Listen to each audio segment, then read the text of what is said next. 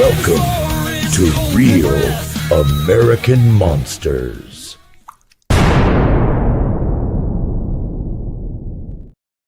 Hello, my friends in Monsterland.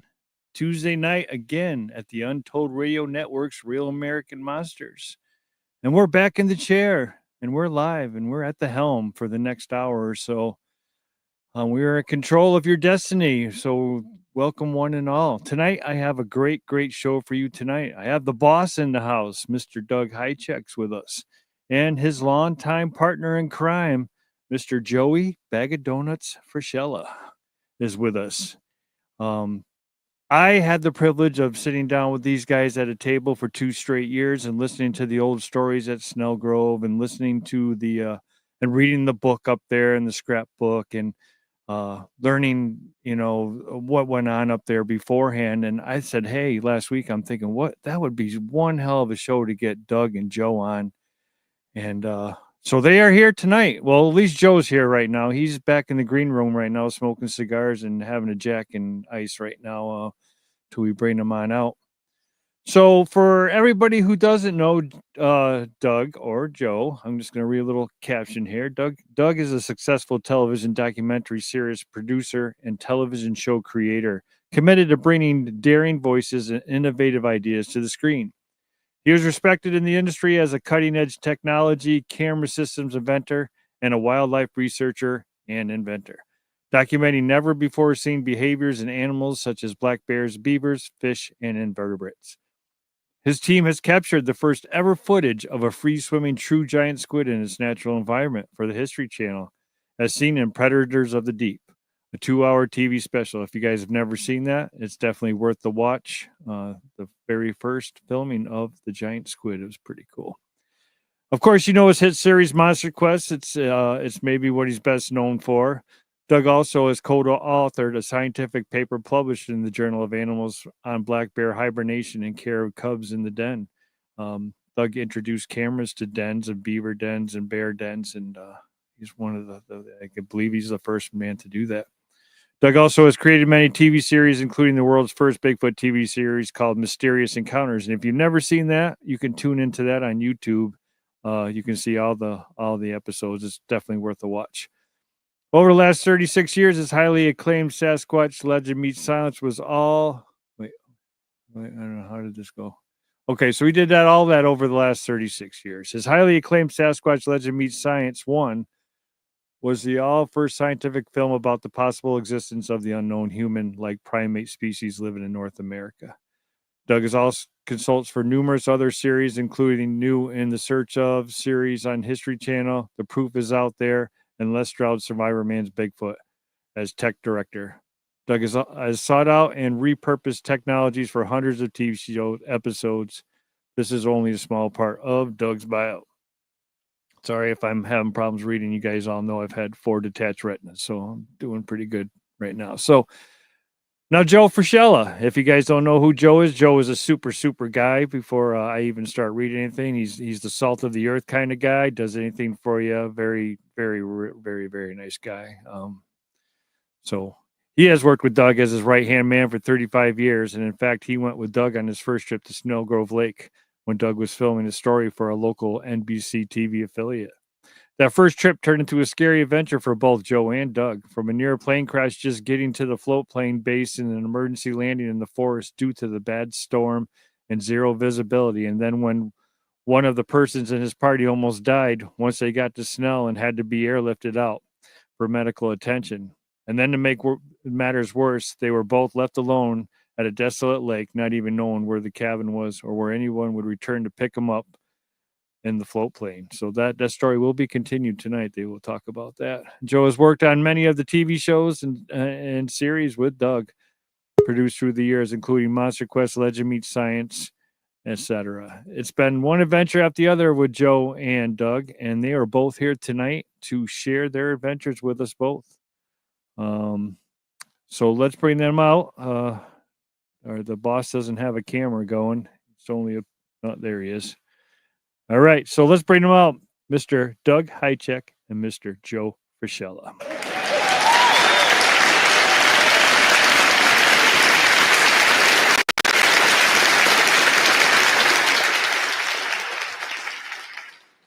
just love the digital applause. Good evening, gentlemen. Good evening. Yeah. Hey, Chris. How are you? Thanks for stopping in tonight. Yeah. I was getting a little worried about you. Joe was on time, but you're straggling. I'm always struggling. That's all right. You There's made one more email I can answer. it. Anyhow, hey, Joe. Hi. It's good to see you.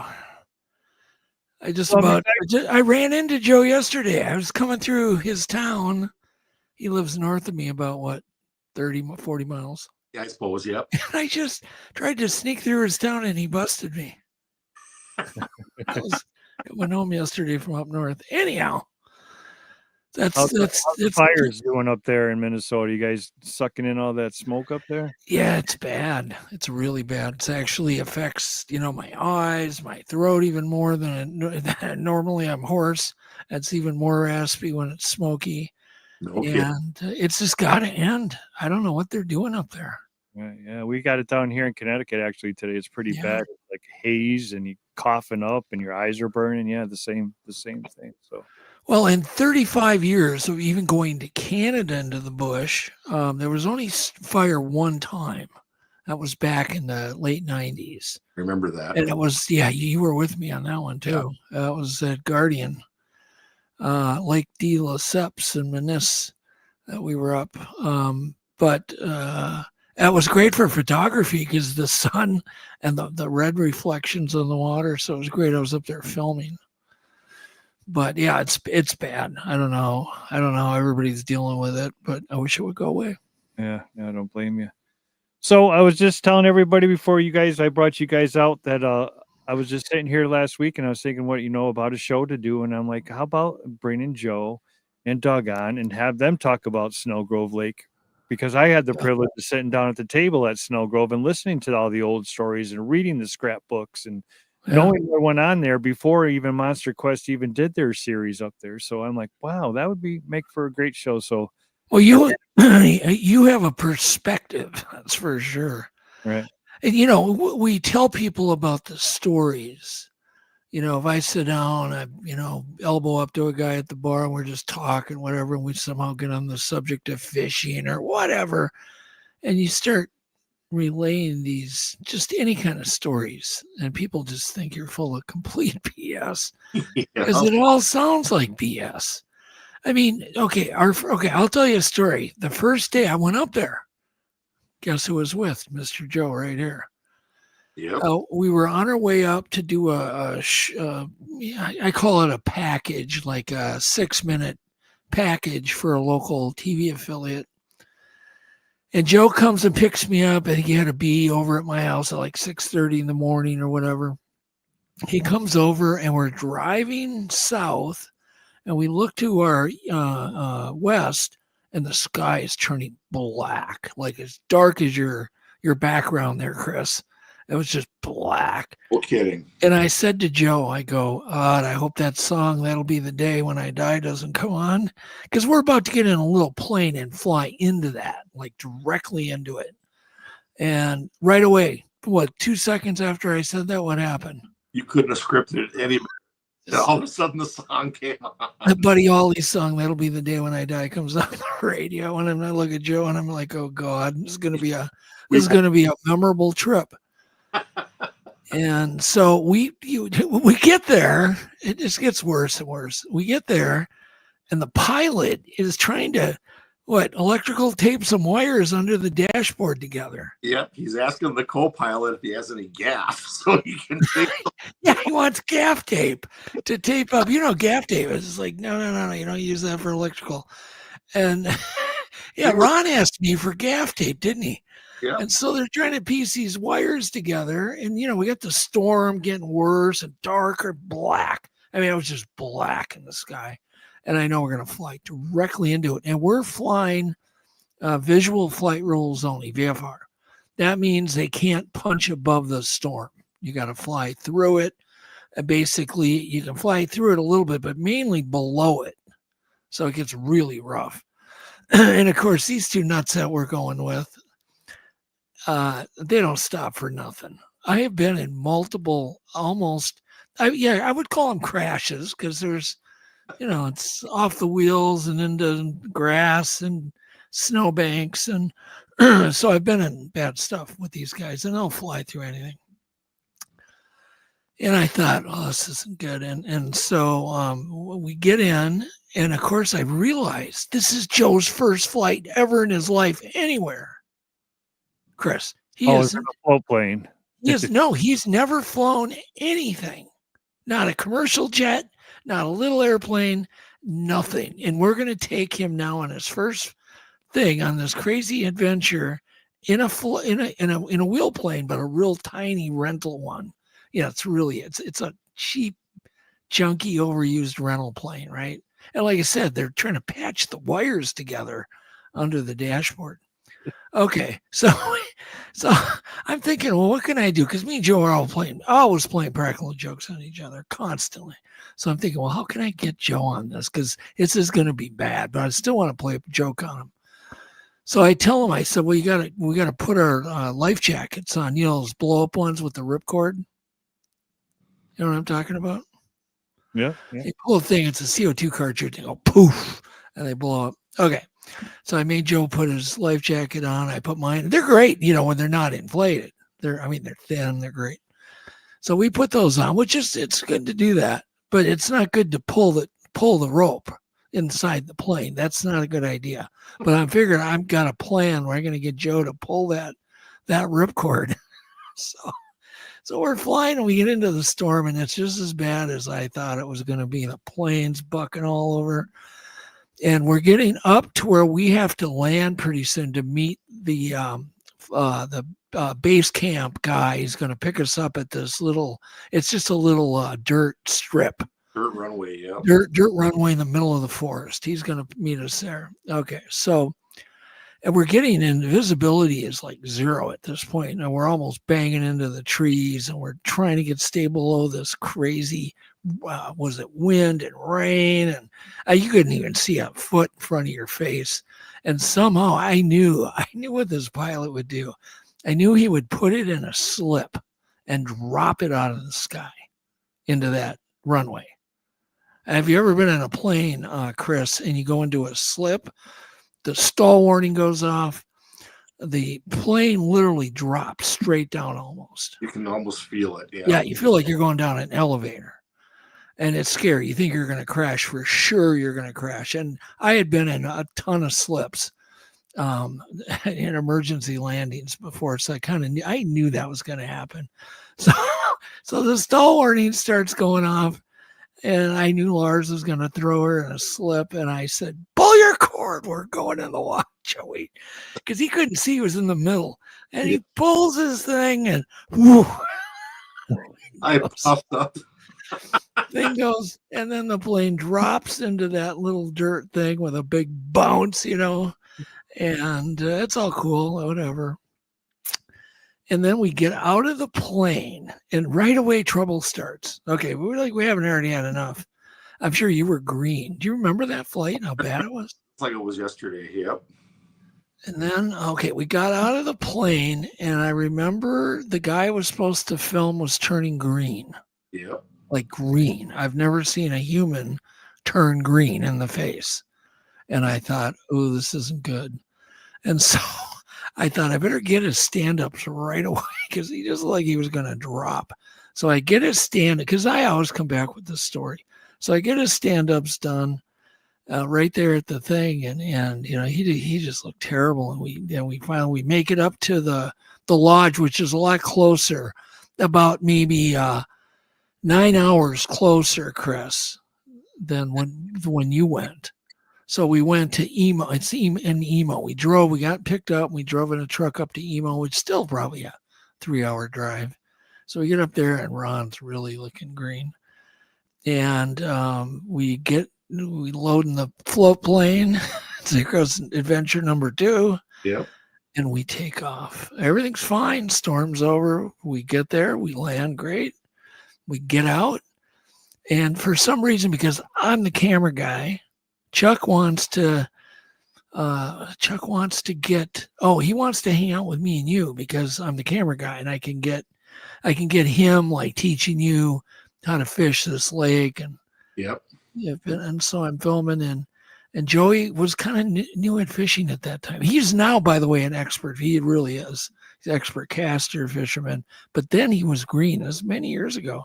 Really green. Yeah, I mean, deduct 35 years, Chris. So this is he was quite young. He was a skinny young kid, and he's kept casting into the trees. And Chuck kept saying, "Joe, either land those trees or leave them alone." and it just, I kept seeing that lure sail up into those trees. It's just So big arch, right? yeah, big arch. It was good. It was good for the story we were doing.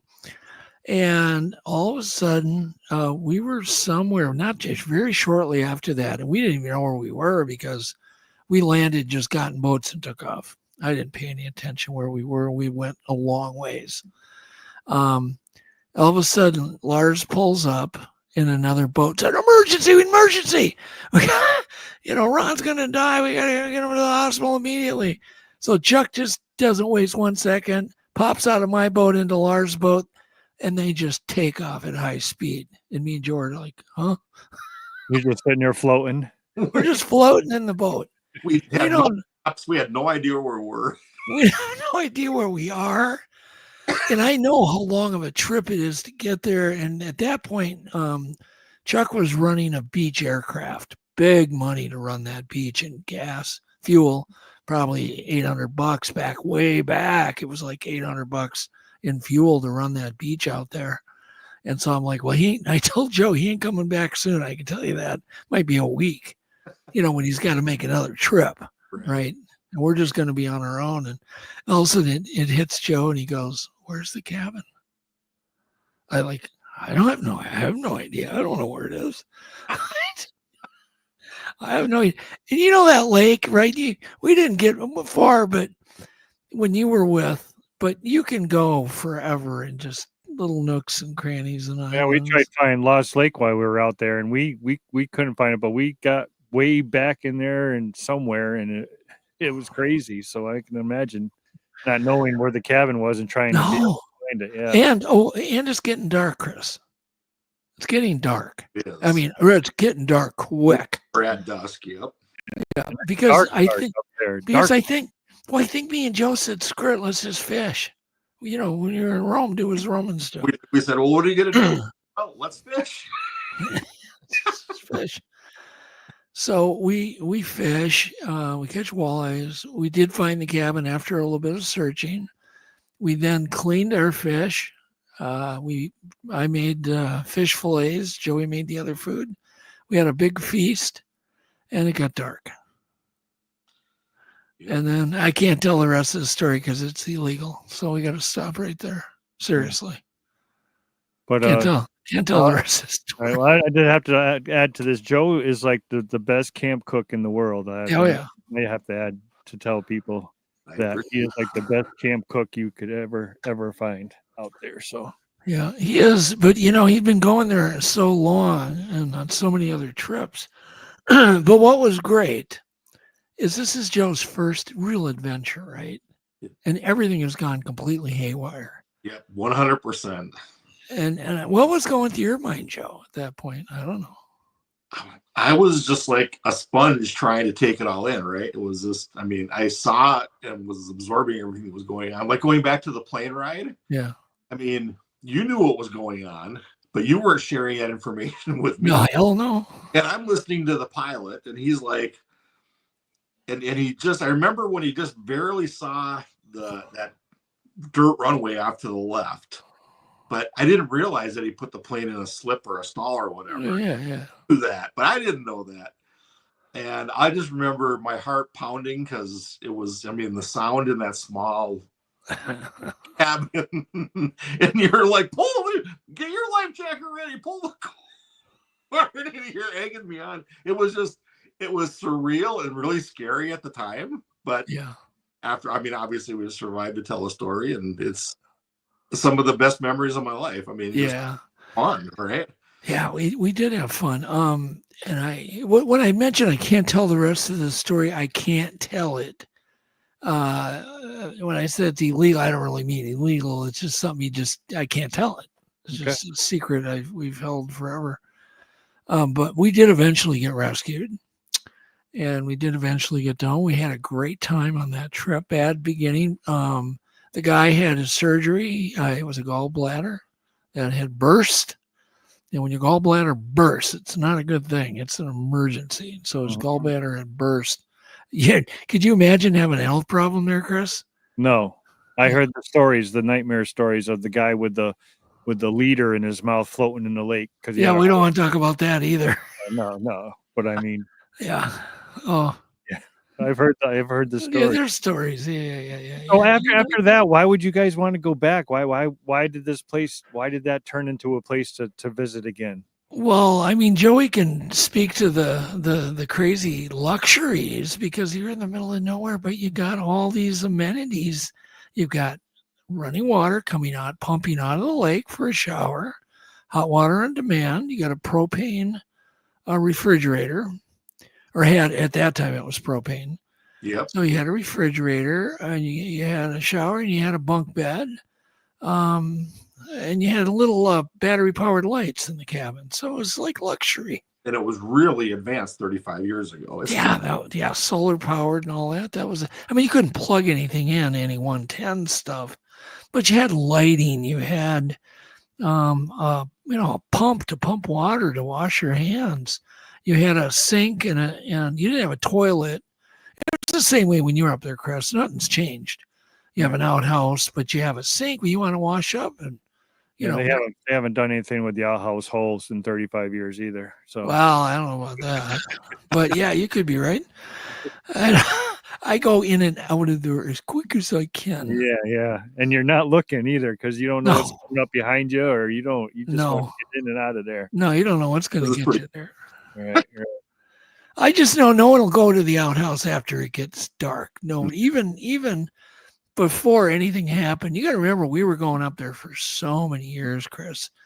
Nothing ever happened except a few things that other people would tell me mainly. And then that magical time with Josh in the boat, my son, Josh. Yep. You tell that story.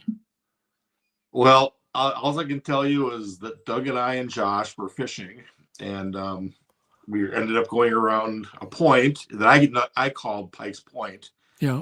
And we snagged a couple of really nice fish in there, Doug and I did over the years. But when he brought his son up there, Josh had hooked into what he thought was the bottom of the lake. And so he handed the pole to the dad and said, "Dad, I'm kind of the bottom of the lake." And there's a lot of rock. And you remember that, Chris. It's easy to get snagged. And then Doug's like, no, that bottom of the lake's not moving. Here, you got a big fish. And he handed him his pole back and made him pull the northern end. And it was a trophy northern. It was, how big do you figure it was, Doug? 45 inches or something? It was huge. Yeah, it was good. Thick. Yeah, it was 42 to 44. That's a good size. It was big. And so we were sitting there and we were just kind of taking in the moment, right? Taking pictures and laughing, and it was kind of fun. But in the kind of, in the pause of quiet, we heard this kind of operatic, for lack of a better description, this kind of operatic sound. And so we all were like, "Do you hear that? Do you hear that?" Then we all kind of listened. And how else would you explain that, Doug? It's operatic. Is that the best way to explain it? Yeah, it was kind of operatic singing. It wasn't excuse me, it wasn't any words you could understand, but it was going through all these notes, and it was very high pitched, very kind of like the Tahoe Scream. Are you familiar with the Tahoe Scream? No, Chris? but I had Jonathan Brown on the show last week, and he brought a recording of sounds like a female singing with him. Oh, really? Okay. Yeah. Did he play it on your show? Yeah, we played it on the show. Oh, I got to go back and listen to that. I might still have it. I'm looking for it right now. Oh, okay. So it was sounded very female, very loud, very clear, and it sounded very happy. And Doug and I had fished that spot years before and never heard that. But yeah, it was where we would, excuse me, have our walleye jamboree. Yep, exactly.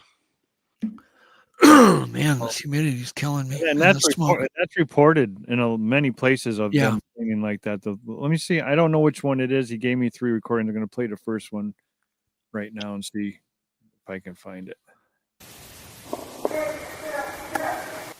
That's not it. Hear that?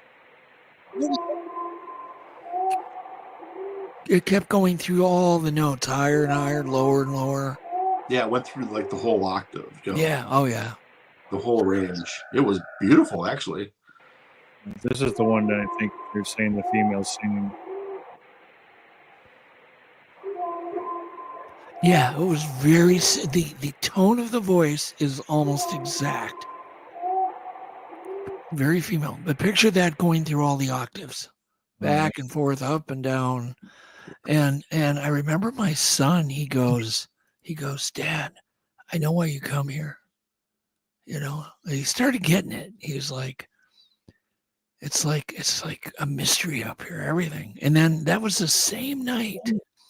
And the only night I've seen a red orb up there at Snell. That was the night that we saw that? Okay, because I remember seeing it. Yeah, because Josh saw it. Yeah, it was Josh, me, and you. Yeah. And Joe just seen one recently last year, the red orb outside the window of the cabin. Yep, Adam and I saw that. Yeah, it was over Doug's shoulder. It was crazy. It was where? It was, well, when we were looking, I was looking over your shoulder. It was behind you. That's when the voice came through the speaker there. That's when you showed up around the barn. Yeah, that's hilarious. So, well, what it did, Chris, is it went up from the ground above the trees and then right back down, and it looked exactly like a red taillight. Yeah. And of course, you know, there's no no roads or cars up there. So that's the strangest part I found up there, coming and not knowing where you were going, is that the silence. Right. You're looking for light. It's like even silence of light. There's nothing up there. There's nothing, you know, unless the moon's out. You got it's dark. It's purple dark. That's how dark it is. Yeah. I've never seen skies like that in my life. And you're searching for sounds to hear. I mean, you're so used to it, and there's nothing. There's nothing. Yeah. So yeah, it's a very unique, special place. And, you know, we'd go there all the time just to get away and just have our fishing trip. I'd even go there once in a while alone. And I do know that I think it was Brad. I hate to give names out, but it was Brad and then Chuck. They were out fishing together.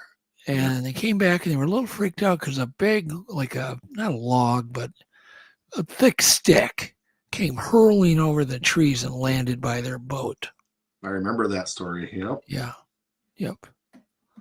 When did you guys start putting the pieces together that there possibly could be a spot that Bigfoot's visiting? When did that all? I mean, you had the strange, the vocal. Did you guys start making a point to look for the Bigfoot when you started going back up, or didn't play a role until later on? No, I don't think anything played a role. That we didn't really necessarily. I don't think we connected that to a Bigfoot. I certainly didn't. No, wasn't it our father-daughter trip that we took? That was a light bulb. That was when it all happened. Yeah. That's when we connected all the dots and all the weird things that have happened. We just kind of went, oh. And that's a simple story. You remember that the hidden lake we were going to take you into, Chris. Yeah, we couldn't get in because it was so weedy and so low. We couldn't even get the motors through it. Yep. Yeah, there was no water in it. Yeah, there was zero water and real low lake levels. And so we tried to show you, but we would go back there, and we had taken everybody. Vlad, his daughter, you and your daughter, and me and my daughter. Yep. And I led the way on the way out to try to get those guys. I kind of knew where all the big rocks were, the hazards were. And we're using, were we just using our oars or long poles? I don't remember. Oars that I remember. Oars, yeah. We're just pushing off the rocks. And my daughter started making monkey sounds about halfway on that little creek. And I asked her, so what are you doing that for, hon? And she goes, oh, it helps me catch walleyes. And she was catching little walleyes in that stream. And I was like, oh, okay, whatever. So she kept doing it. And we got to the open where it meets, comes out into the main lake. Yep. And that's where there was a wood knock right by the boat. And I'm like, and I'd never heard a wood knock up there. And it was right. I mean, Chris, it wasn't even 15 feet from the boat. Maybe I'm going to estimate not more than 10. It was that loud and right there, you know. So I just said to everybody, tonight, we're going to do a wood knock. And that was the first and only wood knock in 20 some years of going there, Chris. Huh. And so we waited till, about 1 a.m. It was late. Yep. Because the other younger kids were bed and my daughter was still awake. He was the only one that was awake. She was older. Yep. My daughter and the other little girl was sleeping inside. And I don't know, it was 1 a.m, 2 a.m. I didn't really pay attention, but I was like, let her have it, Vlad. We had already a good club picked out. We had the tree I knew what tree to use. It just looked like a perfect wood knock tree. The pine boy tree. Yep, the pine boy tree, which is gone now, but yeah. Oh yeah, that's where I wanted to be buried, by the Snelgrove pine boy. You do remember? Yeah, he's gone. Can't do that anymore. But anyhow, so he whacks it, and we get an answer, Chris, like really loud, solid wood knock just outside the campfire light. You know, and I remember Joe watching his jaw drop. Yeah, it was a really wholesome moment. My daughter was sitting next to Doug, and we hear this response, and she starts calmly shaking, not like crazy, but just calmly. And I have my hands on her shoulders. I'm standing behind her, and we're both just taking in what we just heard and trying to process it, going, what made that sound? And there's no other logical answer. There just isn't. And it was that perfect wood on wood sound. It wasn't like a thump, like a tree just fell over. It was that popping sound. Right. And it was an amazing moment. What was your daughter? What was your daughter? Was she scared? How was she reacting to this? Yes, it was, again, it's kind of that wholesome fear. You're just trying to understand what made the sound. You're going through, okay, what was that? A bear? Was that a moose? Was it you know, and so we're talking through it, right? And nothing else made sense, because it felt like whatever had it needed hands to make it. But I think you were at that point. You were just kind of neutral on the topic. I don't think you dwelled on it. You helped me with the topic at times, but I never really sensed you were like really into it or believed in it. Yeah, I've always been interested in it, kind of in just a passive way, not really, certainly not certainly wasn't a skeptic, just kind of neutral. You were just neutral, yeah. But I did see your jaw drop that night. Yeah, it did. And it was, it's still one of those things that today sticks with you, because today I don't have an answer for that. What made that sound? No. Right. Yeah, I was just thinking to myself, I'm sitting here, I'm like, man, we didn't hear any knocks up there. And I'm like, oh my God, the thunder knock. And then it came to my head. You talk about a knock. You said the knock about knocked you backwards. It was so loud. We felt that things, but I don't have any. I still to this. I have no idea what that was. And maybe your listeners don't know, but I've never even heard a thunder knock. And why don't you just tell that story real quick? Just summarize it. Bud's actually in the audience too. Bud's watching. Oh, hey Bud. Hey Bud. We were up there the first year, for you guys who don't know it, and we were there the last day, and we were all packed up, and we had everything on. Everything was on the dock, and we're waiting to get picked up by the plane. And it's the first day the sun came out. It was raining and cloudy the whole time we were up there. And Adam's on the dock, and me and Bud, who's in the audience, Bud, is we're sitting there and we're looking over, just looking at the shore, and then all of a sudden we heard this. Can't even explain it. Just like an explosion. It was like two cars ramming each other straight on in the woods. It went, and it just goes. Boom! And then we felt sound waves hit us in the chest, one after the other. Boom, boom, 3 of them. And me and Bud look at each other and we go, we don't say, did we hear that? We go, did you feel that? Because we felt it was like the waves hitting you from the ocean on your chest. And it was the loudest thing I've ever heard. And then Adam heard a response from the other side of the Snelgrove Lake. Yeah. Something clapping back. And then it happened again after the plane landed. And this time it was right in back of the cabin. It wasn't as loud because I think the cabin muffled it a little bit, but now it's right in back because the girl came and she's checking out the cabin and she put down one of the propane tanks. As soon as she put down the propane tank, you hear this boom again. Do you think, is it possible that the thing was watching her, set that propane tank down and timed it on purpose just to kind of because he kept hearing this kaboom on the dock because those propane tanks are heavy. They're tall and they're quite heavy when they're full. Perfectly timed. Bud would tell you it was like the instant she dropped it, as soon as she dropped it, that came from back of the cabin. Boom! Yeah, that's kind of strange. I mean, it's just strange.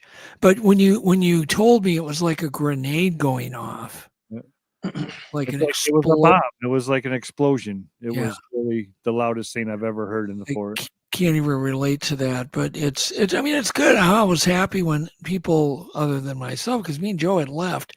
I wish we wouldn't have, because that flight was bad. Right. That's what I was going to bring up. That wasn't your first flight. Wasn't the only flight. You guys had a rough flight. The first year you flew out of there was a rough trip too. Oh, it was bad. I was actually probably more worried on that last flight that we were on. Not last year, but the year before, Joe. Remember? Yeah. Oh, yes. And I can't remember, was it last year that we had to leave early, and we stopped and picked up some two other older guys at another faraway lake, maybe 100 miles, 200 miles away. Yep. And the first thing the guy gets in, he goes, "What the hell slaps on a cabin in the middle of the night?" I love it. He just comes in and he's like mad because he didn't get any sleep. Right. I think that's where they were that last year. They were over at a different campsite. I guess maybe they were over there longer and had better food source or something, whatever they were doing. I don't know. But I do know this. The guy comes in and he just starts yelling, "What slaps?" And I go, "I think I might be able to explain it to you." He had no idea. I said, "Have a seat." It was in the plane. It was hilarious. That was funny. It was just hilarious timing, right? What was the old outfitter? Was it Walt? Was that his name, Walt? No, it was Chuck. Chuck. Oh, that's right. Sorry, I don't know where I came up with Walt. Yeah, and we love Chuck and we miss Chuck, and I haven't heard or seen from him. I hope he's doing good. But he was always the pilot that flew us. And then once in a while his sons, as they got older, would fly us out. But they were really good. Any stories? Did he have any did Chuck have any stories that he used to tell you guys that of stuff? Yeah, but I don't want to repeat them necessarily, because he told me a story and then retracted it. I don't know, out of fear of me going public with it, but I don't know. Now the new outfitter told us stories also. Yeah. But one of the things people have to understand is going there, it is an adventure. You don't quite know what's going to happen. I took Yvette once, and she'll never go again because of all the adventures we had in Emergency Land. Were you on that trip? Yeah. Emergency Landing where Dave, oh yeah, you were, when Dave cut his head really bad. Yep. On the wing. Yep. We had an emergency. Okay, we were trying to fly out of there, and it's raining and drizzling, and the ceiling's low, and I was worried, but I'm like, whatever. So we get in the plane. The whole plane is steamed up.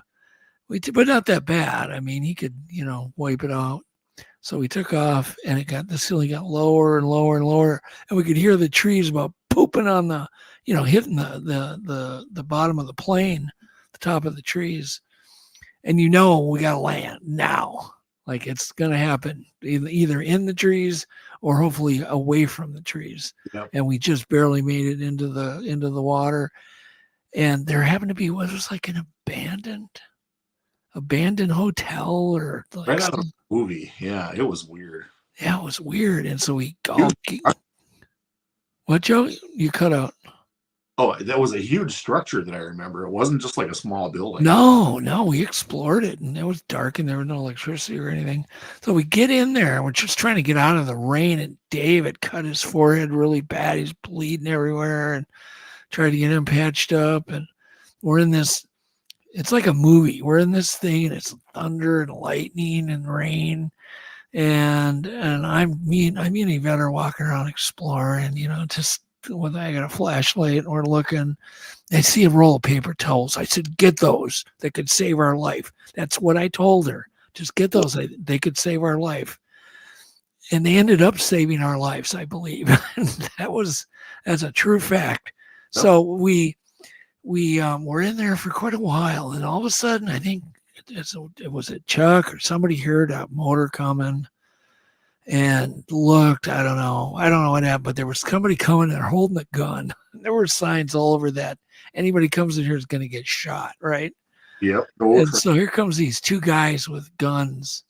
And so you're like, get in the plane now, everybody. And it's just pouring rain still. And it's like, everybody now, hurry up. And this little motorboat's heading towards us. And I look and I could see them holding rifles. And it was insane. So we get in the plane, and of course everybody piles in. We're all wet, and now we're soaked, and the plane fogs up. It's so bad. You can wait. It just steams up right away. And he just guns that thing, and he takes off, and Chuck yells, "Hurry, somebody, hand me something!" And he doesn't know where he's got to lift off at the tree line. And he doesn't know where the tree line is. And we throw that paper towel roll in his hand, and he goes, whoosh, and whoo, up we go over the top of the trees. And so that was the trip Yvette went on. And, of course, the cabin got attacked while we were in the cabin. So she got to experience that. And she got to experience the fun flights that happened. And then we got back, and Chuck said something. He goes, I didn't think my plane could go that fast. That's all I remember him saying. Anyhow, why do you think that cabin is singled out? Is it because it's the only one out there, and that's why they know that there's going to be food, or what's your guys' opinion on that? Why is that a cabin always getting attacked? Why? Well, I don't know the exact measurement, but the next nearest cabin's probably about 100 miles away, and there's only a few people that go there a few times a year, right? It's like a long ways away by plane. And so each cabin is required to pack their garbage out. The non-perishable, the tin cans, the soup cans, pop cans, beer cans, anything that won't burn. But you got to burn everything else. And so you got to pack out the plastic and all that kind of crap. But you have to throw your perishables out, dispose of them behind the cabin. And I can tell you, there's usually a lot that because all we end up eating is fish almost every time. We just fish. And who wants a salad while they're up there? Right, when you got fresh walleye. It's like, really, do you want salad? So anyhow, but eggs, grease, it's fruit, it's all this crap, and it's just a big pile of meat, everything. And so I think that could be one of the lures, but there's blueberries all around. And I really feel that these things are curious about people. So the noise is going to attract them. If they hear noise and people talking far away, they're going to come check you out. Why wouldn't they? Yep. If they can be stealthy and sneak in at night. Lord knows, we felt like we were watched. And Joey brought it up that first trip, man. I'll never forget that. Yep. In fact, I interviewed you. You were actually on TV saying it. Yep. The first time we got back, you go, about a zoo animal. What did you say? I basically felt like we were being watched, like we were the zoo animal. Yeah. And I didn't know why I felt that way. I just felt that way. And that was like 5 years ago, but I felt it. Yep. So from day one, I felt like that. So there's the edge theory that they like edges because that's where things are. It's where life's happening, on the edge. Right. Easier travel. There's also all of the fish entrails that we put out right on the other side of that bay. And everybody's instructed to always put them, away from the cabin, because we get our fresh water from the lake. It's just pumped directly on the lake, no filter, nothing. And so you don't want a pile of fish entrails laying in the water, right? You don't put them in the water. That's like the worst thing you'd ever do at an outpost is put entrails in the water. A lot of guys will do that. You bring them out on land, you put them far away from the cabin, and usually the seagulls or other animals come and dispose of that stuff pretty quick. And so that could be a reason. And the reason I say that is because something me and Joey saw right at that. You remember where the spot is, right, Chris? Oh, yeah, I know exactly what you're talking about. Yeah. Right across that little bay. Somebody's got a motor over there with a 5-gallon bucket and dump all the entrails. Well, we were burning. I think it was the last day we were burning the perishables. And we hear and this is after the cabin was attacked. We hear like chimps fighting. Do you remember all that noise and racket we were hearing? Yep.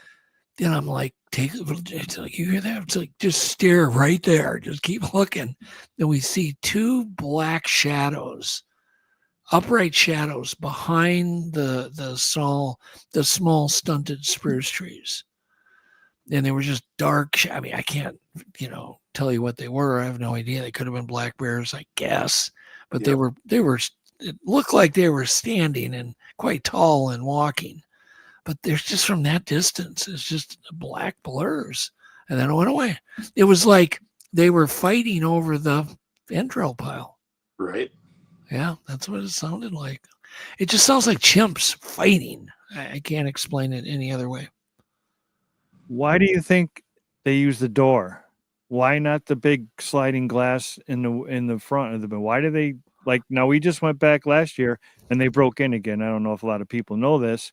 Yeah. That are here are listening. Yeah, we haven't even really told that story. Not much. I'm sure a lot of people haven't heard that, but we got freaked out. I mean, it was the last trip, right? Yeah. Last trip. Yep. So, I mean, I can give you my quick version. We get up there, long drive. We get up there late at night up at the floatplane base, go to bed. I go to bed in my wet sleeping bag, thanks to Joey here. Yep. Now he knows why I pay him back with jokes. So Joey had put a leaky cooler next to my sleeping bag and absorbed all of the water. So I had a soaked, wet, double wide sleeping bag that I had to sleep in. It was horrible. Anyway, so we get up in the morning. Thanks, Joey. We get up in the morning and we go down to Parabill, right, Chris? And I think she asked us, where are we taking you today? And somebody said Snelgrove. And she goes, oh my. And she goes, did you hear what happened? And we're like, what? Did we hear what happened? What happened? So, the cabin got all wrecked. And then Adam right away pipes up, do you have any pictures or video of it? And we look, and that's when my heart sunk because of what we saw. And what did we see, Chris? Yeah, they pushed in the glass this time. Yeah. They came through the glass. Now, if that was a bear, and people have always asked me this question, I've always stated this. If that was a bear, they were going to try and crawl through that. Whatever broke the glass knew how to operate that handle. Right. Because they opened the door. There was no blood. There was nothing cut. And there's no way a bear, even the bear that showed up there was a bear there last year. There's no way he was fitting through that little hole in that door and getting in there. There was just no way. Well, there was, from the first time the cabin got destroyed and attacked, I noticed not one claw mark, not one scratch anywhere in that knotty pine. Very, very soft lodgepole pine siding, or the cupboards, or the shelves. You cannot rip a cupboard or a door off a cabinet without leaving some teeth marks or claw marks on it. Right. Yeah, there was nothing. There was nothing there. We filmed all that too. So we get up there and we're talking to her. We see the broken glass and the mess. She shows us the video, and here's what the video, this is where it got really interesting. Shows us the video, and it shows the 2 pilots walking in, and they go, welcome to Snelgrove, F, the F word.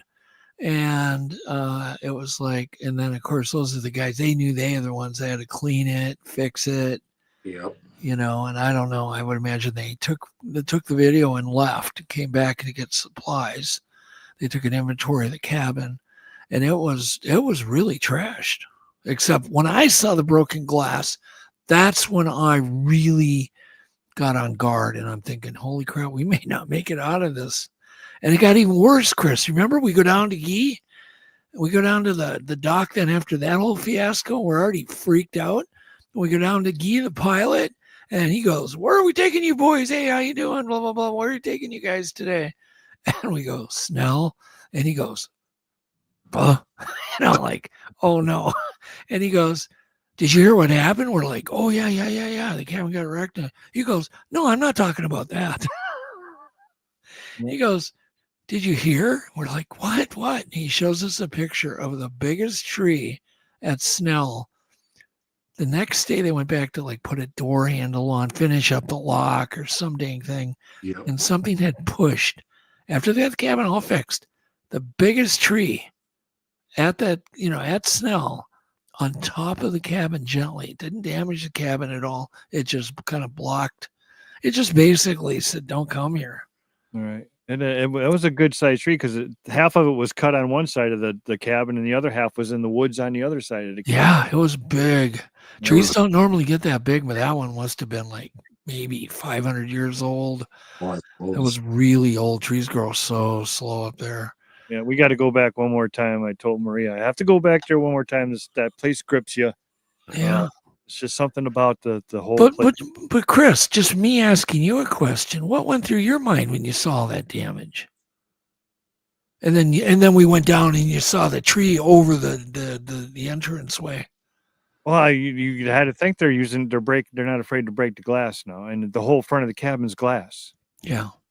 The whole front of the cabin and the sides and everything. There's just people don't really, they say you're a chicken or you're scared.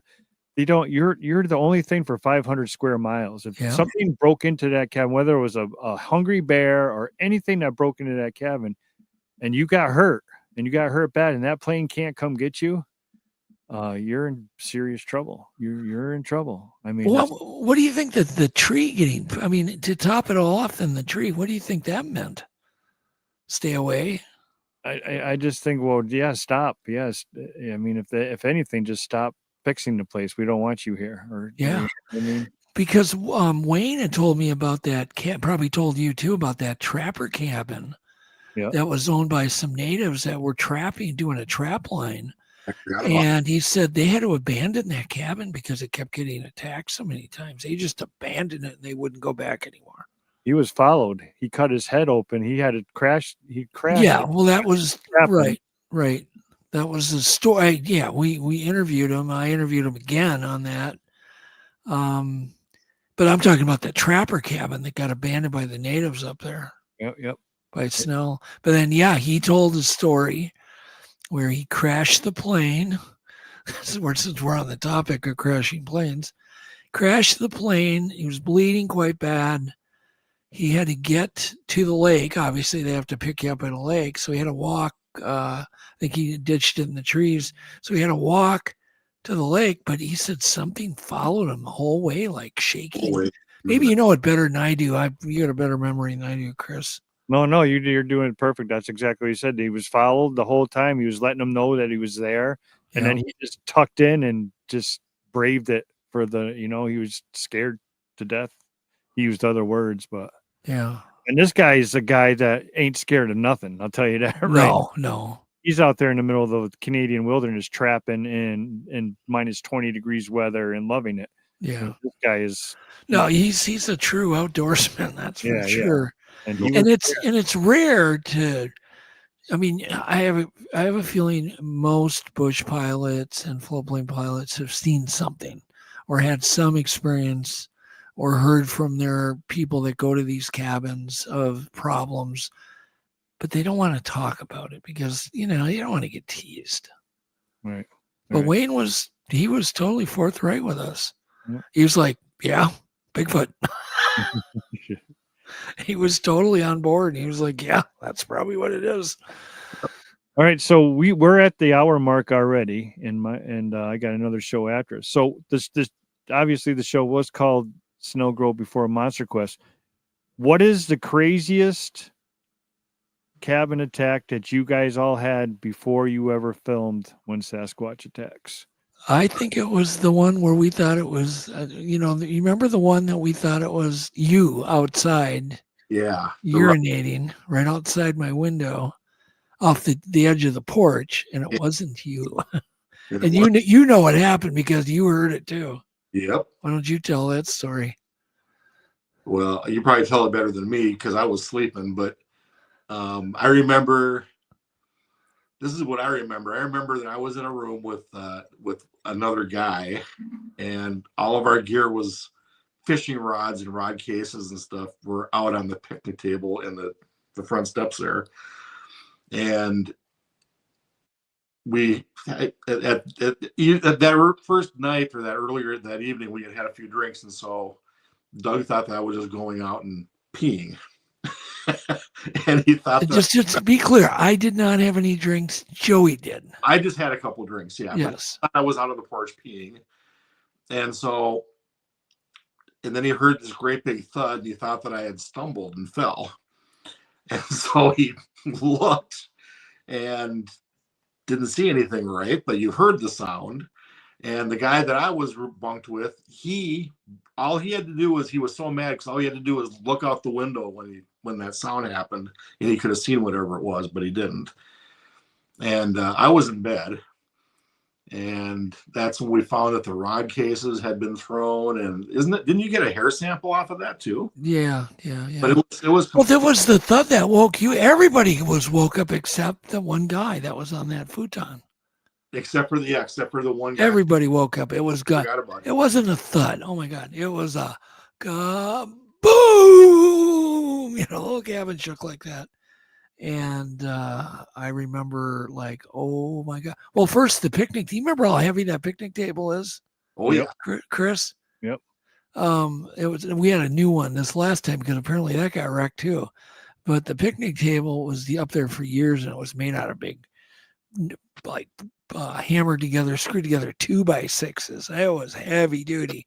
Yeah. I couldn't even lift it. It took a couple guys to even just slide it a little.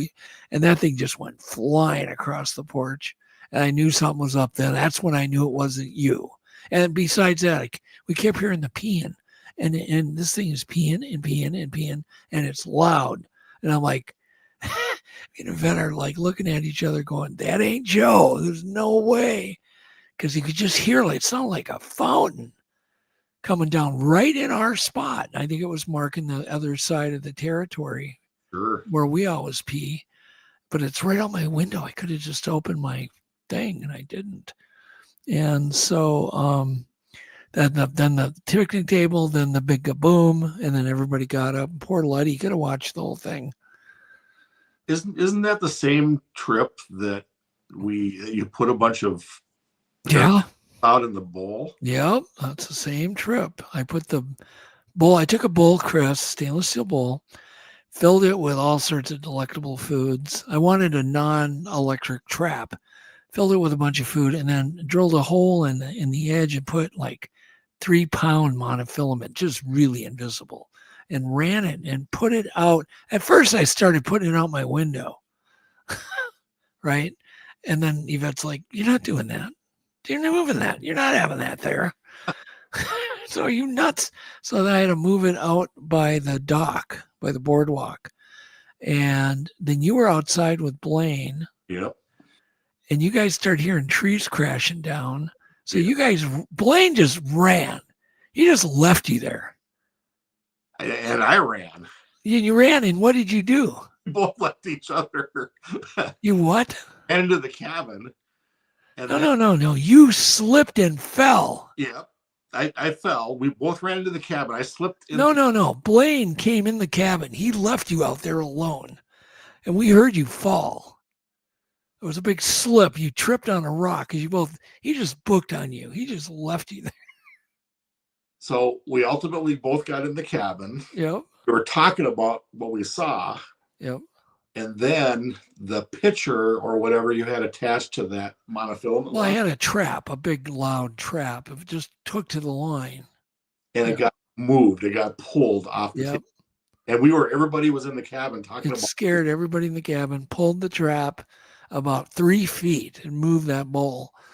And then the trap went off, and nothing touched anything then thereafter. It was just like it scared you in.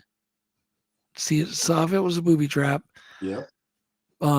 Never touched it again. Not even a mouse touched that stuff. No, because we couldn't believe that nothing got touched. Nothing. I mean, nothing. Cheese, cooked meat, fresh meat, eggs of every type, cooked eggs, hard-boiled eggs. We had fruit. We had, you put it in there, and it was peanut butter. Nothing touched it after that. I remember that the first time when we went up there 2 years ago, we had all that flour and grease was all over the grills, all over everything. We had stuff walking on everything. None of it was ever touched. Nothing was ever licked. Nothing was ever pawed at. There was nothing ever touched any of it. Yeah. They would come up to the cabin when you were up there. They would come up to the cabin and kick that 5-gallon bucket off or just kick it to make that, that 5-gallon bucket sound with the handle vibrates and everything. And then all hell broke loose. They were doing all sorts of crap. You heard them at the back of the cabin. I had fallen asleep, and you and Adam both heard him go boom, boom, boom, boom, boom down that joist area on the back of the cabin, which is 12 feet up in the air. Yeah, that's high. That's way up there. Yeah. So all right. Well, we're gonna open up a couple questions, then I'll let you guys get on with your night. I just want to say thank you so much for telling your stories. It's a cool place. It's not right down the street, and it takes you about 3 days to get there. And it's a beautiful place. Yep. And if you want to go, anybody can go there. Yep. Yeah. Well, I can give you the name of the outfit or everything. You guys can reserve the cabin. Anybody can go there. Yep. But so I did start a couple questions. Kaiju asked, has anything ever tried breaking into the cabin like before? No, I mean, just when, that time after the cabin was attacked is when Chuck would have never have told us about the cabin getting wrecked and attacked. But I brought it up. I'm like, dude, the cabin got attacked while we were in it last night. It was horrible. I said they were lifting it off the blocks. They were throwing stuff at the roof and screaming and blah, blah, blah, blah. And Chuck goes, oh, yeah. He's just like, yeah, right. Yeah. He was just mad. He was just matter of fact about it. I'm like, how come I'm getting agitated. I'm like, why are you not shocked by this? And he goes, oh, you didn't know? I'm like, no what? He goes, oh yeah, this cabin gets wrecked. And I'm like, what? And then he goes, yeah, the last time they did this and this and this and blah, blah, blah, blah. And he said, yeah, we just, we take insurance videos for the insurance company. And I go, can you send that to me? And he goes, yep. And then I asked about that nail board that was, exposed where our kids could have fallen on it, that screw board that was leaning up the back of the cabin. And he goes, and then he explains that whole deal and explains how they came and there was blood everywhere and flesh or whatever. And so I said, okay, Chuck, we're going to put that in the shed and I'm going to come back with some scientists. And that's what we did. We went up there with Jeff Meldrum and Kurt and some other people. Yeah. We tried looking for that the first year we were up there. So I wanted to bring it back and like donate it to Cliff for his museum. And then last year, the green door, the infamous green door was taken down because it was so badly damaged of them breaking in. Yeah. And we found, what did we find in that? Yeah, we've found a hair. And I filmed you collecting it. Yeah. And it was the wispy hair, tapered in, no medulla. And it's pretty well vetted hair. I mean, the morphology matches what I think I know about Bigfoot hair. Right. Yeah. No, that was pretty exciting. And I took a couple little pieces off that door for souvenirs. Oh, you did you? I do. I didn't hear about that. Yeah, I took a couple little slivers off the green door back with me. Proof you were there. I didn't know he did that. Did you, Joe? Oh, I didn't know. Yeah, no, I gave, well, two people that I knew really wanted to go and wish they could have gone. So I actually grabbed them for them and gave it to them. That Three people. door had more butter knives holding it closed. Yeah, butter knives. So yeah, that was just so it'd make a little noise. Well, we still use the butter knives. Yeah. Marion asked, did Doug see the Bigfoot there? Well, me and Joe both saw what could be a Bigfoot, but just tall, blurry things behind across that little bay, walking by in trees. Oh, did you download that footage that maybe from up at Snell with that Bigfoot, Chris? Oh, I didn't get it from the, no, I didn't load it up. I didn't have time today. I had to bring the wife to the airport. Oh, okay. Well, we found a piece of footage we believe is Snelgrove, and we believe it's a Bigfoot, and it looks pretty damn authentic. It really does. I will actually get it, and I will load it up for next time in a couple of weeks. It's past all of my analysis, my quick analysis that I did. I took like 6 hours and did a lot of stuff to it, frame by frame, and enlarging, enhancing, and it looks like the real deal. Yeah, and it looks like it's at Snelgrove. I know the exact spot. I did. Yep, I know you do. Yep. It's pretty crazy. And it's a fisherman that took the footage. He just saw it there. Yep. He was actually trying to. He was calling on a sat phone to his wife or some damn thing out in the boat, which is a great place to call with a sat phone if you have one. And those boats are old and wooden power boats. So it's crazy. Anyhow. All right, let's see if we got. Better hurry, Joe. It's getting dark on Joe. Yeah, we're losing Joe. Losing me here? I can't see. I guess this is definitely one of the big questions of the hour. How is Legend Meets Science 2 going? I get asked that every day. It's going. I mean, I work on it every day, and then we have a big. Looking forward to it. Just how it's coming along. We have a big shoot the end of August. These are when I say big shoot, they're really expensive. Like they're like almost 20 grand, 15, 20 grand that we have to spend for the travel and the airfare and the food and and then all the rental equipment and the labor. So yeah, it's a big shoot. It's not like me out with a little camera. This is with the big 8K camera and Komodo. Yeah. I think it's Monstro cameras. I'm excited. I know what's coming, everybody, and let me tell you. You're still working. I would love to just rush it and get it done, but I tried to explain to people I don't want to rush it. Now we've finally have access to what I think may produce the best DNA sequence ever in history. It's really great. Amazing. I don't want to talk. Yeah, it was great idea. And I am working on that with various labs. So hopefully soon. We're hoping to get, maybe at the very least, part 1 will be out this fall in September, and then part 2 would follow shortly after, or we'll just release them both. So we'll see. Awesome! I can't wait. She sends you hearts for answering. Yeah, and Joey, Joey hopefully won't lose all the release forms this time. No.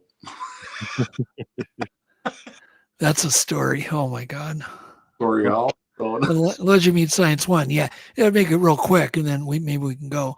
But I remember Joe picking up the big release book from me because we take it out on shoots.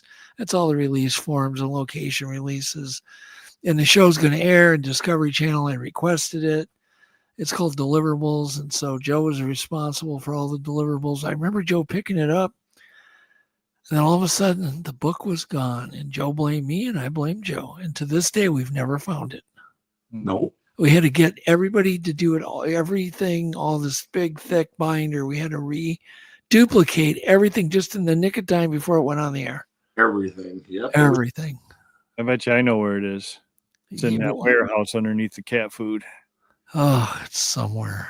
I keep waiting. Someday it's going to pop up, but it hasn't. It hasn't. No. How do you it went into the deep hole, into that matrix thing? It's just I did with it.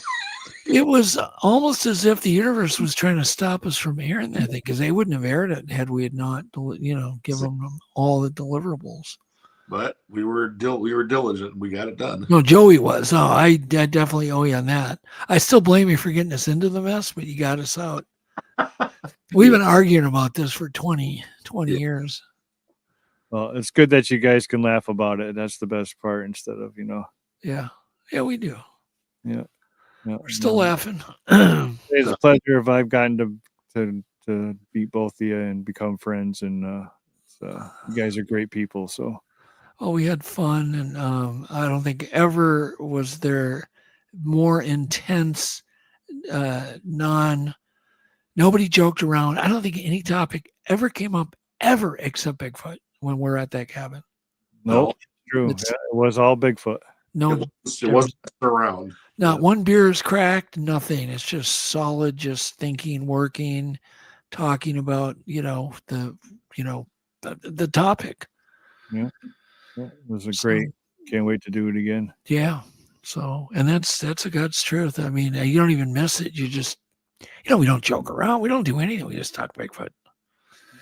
Because we've got all this equipment up there. We're trying to figure out the best way to do this and do that and do this. And so the section on Snelgrove will be really fantastic in Legend Meets Science too. I can guarantee you will enjoy it.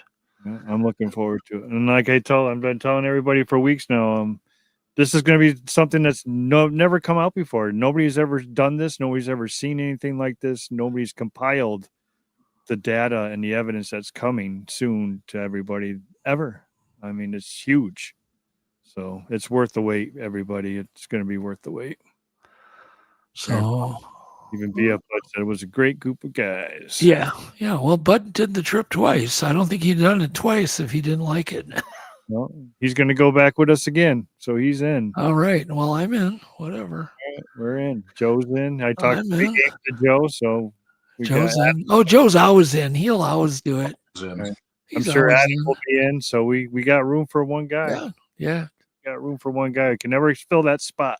No, can't fill the sixth spot. It might be bad luck. I don't know. Yeah, but anyways. All right. Well, thank you guys so much. I'm going to let you guys get on with your night. I'm going to say good night to everybody. And thank you for sharing your stories. This was a great, great show. I'm glad you guys did it. It was a great time. And, I appreciate it. And Joe, we're going to go fishing on Thursday. Not this Thursday, next Thursday. Yep. Next week. Where you going? Secret spot. It's not Snelgrove. Don't worry about it. Oh, I know that. I was just wondering where you're going. What are you going for? We're going to go for bass. Yeah. Nice. Yeah.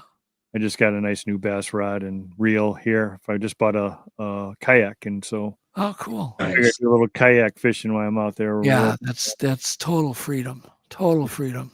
Oh, such nice. Going an inch of water. Yeah, it's so nice.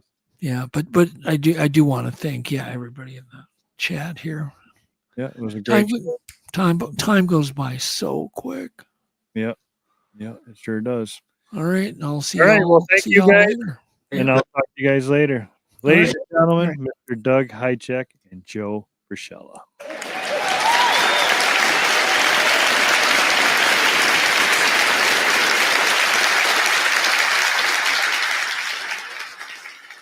All right. What a great, great show. I want to say thank you once again for everybody in the chat room for keeping it cool and all the moderators. I love you guys. You guys do a great job. You're the best in the business. I am off next week because I am on call. But, hey, Thursday night this week, there is a brand new show coming to Untold. It's called Squatch and Holler. Kumbo Baker is going to be on it. And Mr. Mark Green is going to be on it. No, not Mark Green. Dummy. I lost his name. And I know him. He's a good friend. I got to look it up. I'm sorry, everybody. I can't believe I blew his name. Why would I can never remember Mark Green's number. But anyways, you guys will see it. I'm sorry. I apologize for that. But Mr. Kumbo Baker will be on the show. You guys know Squatch and Holler is going to be a great addition to the Untold Radio. Roger is such a great host, and the ladies that are along with him. So make sure you tune in on Thursday night. I believe it's 7:00. And then I have in 2 weeks coming up. I'm all discombobulated because I should never forgot that name, but it's right on the tip of my tongue. I have Miss Nicole Shivata Tony. I believe that's how you say it. And she is from Full Moon Paranormal. We are going back into the paranormal range. We're going back to ghosts and goblins, creatures of the night that float around through walls. And she's going to be a great guest. They have a great approach. They raise funds for local historical sites when they do their investigations. So I'm looking forward to having her here. She's also a co-host of the YouTube series Alienate UK. Another great show. So that's in 2 weeks. Rogers is on Thursday night. And also, if you're ever on Etsy, the Snappy Turtle. He's not a sponsor. He's not a nothing. I ordered some stickers from him. He's a great guy. He wrote me a message. He says, I watch your show. So I wrote him back. I said, I'll tell everybody about your thing. So Snappy Turtle on Etsy. He's not a sponsor. He didn't give me any free stuff. It's just a nice guy complimenting the show. So that's all I got. So as my friend Larry says, get in the woods, people.